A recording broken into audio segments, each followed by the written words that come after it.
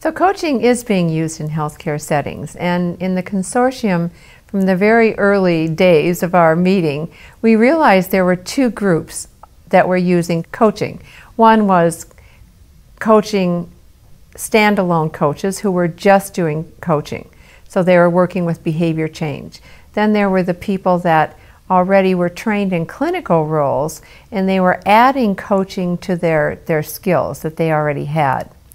So in healthcare, there's a wide variety of people saying they're coaches, and that's one of the things that the consortium and our standards will really address. The National Consortium is really looking at both groups, and both groups need standards. One of the problems that we have in healthcare is that there are people calling themselves health coaches that have had maybe an hour of training or sometimes no training. They're really asked to do compliance. So they're there being called health coaches, not to help people get to where they want to go, not to help them get clear about their goals and how they're going to get there, but really to make the patient comply with the doctor's orders.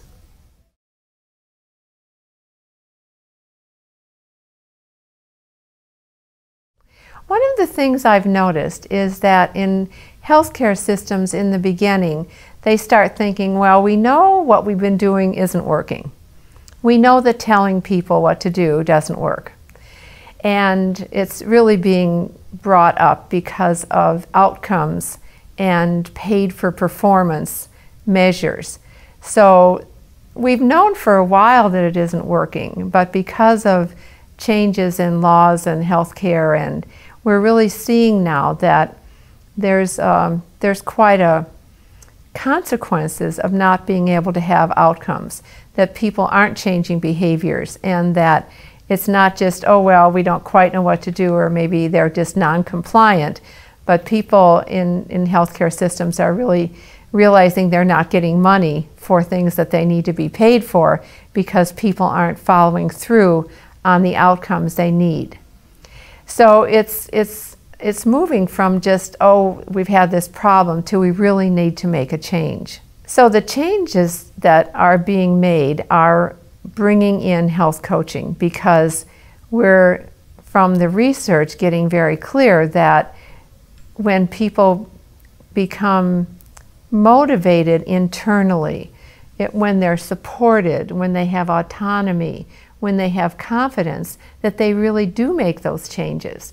And so health coaching is coming at the very perfect time when systems are saying, oh my gosh, we haven't done this correctly, we're not doing well.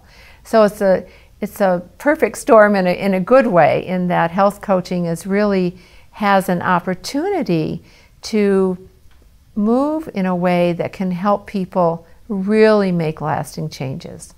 So one of the trends that I've seen in health coaching is that health coaches tend to come from this whole person perspective. They're more integrative, they're more holistic, and that is really a gift, I think, to coaching in general.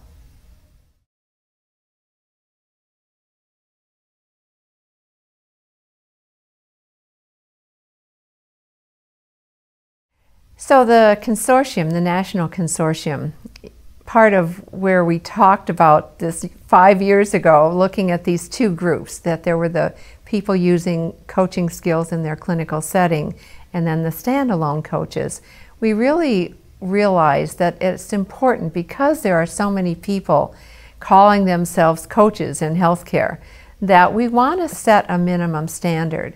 Because for one thing, if someone's called a health coach and you're a client or you're a patient, and well, I had a health coach session, but nothing happened.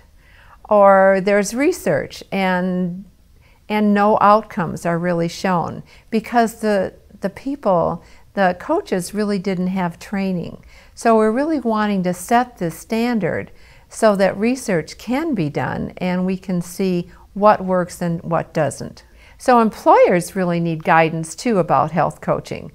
People have been calling me for years asking, what kind of training do health coaches need? What shall I put down for a job description?